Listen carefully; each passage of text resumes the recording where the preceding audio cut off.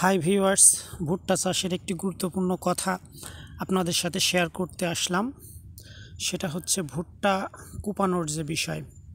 যেসব জমিতে প্রচুর পরিমাণে রস থাকে, অথবা পান্তা পড়া মাটি, অথবা ভুট্টা ছোট লালচে হয়ে যাচ্ছে, বা কোনো জমিতে ভুট্টা জোর করছে না, সেই সব জমিতে ভুট্টা কুপিয়ে দেওয়া খুবই উত্তম।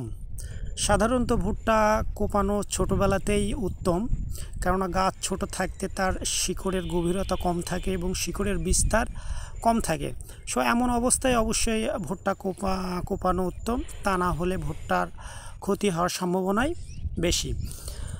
ভুট্টা কোপানোর আগে যে বিষয়টা আপনারা বিশেষভাবে লক্ষ্য রাখবেন সেটা হচ্ছে সার প্রয়োগ। যদি চাষে আপনি সার দিতে না পারেন তাহলে অবশ্যই কোপানোর আগে সার দিবেন।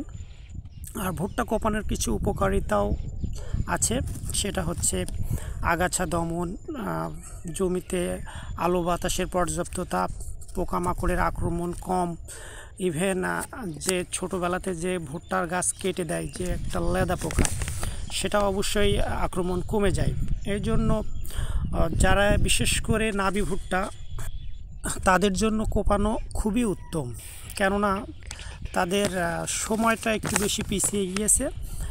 এই জন্য তাদের গাছে একটু জ্বর কম করতে পারে, এই জন্য তাদের ভুট্টা কুপিয়ে দেওয়া উত্তম। আর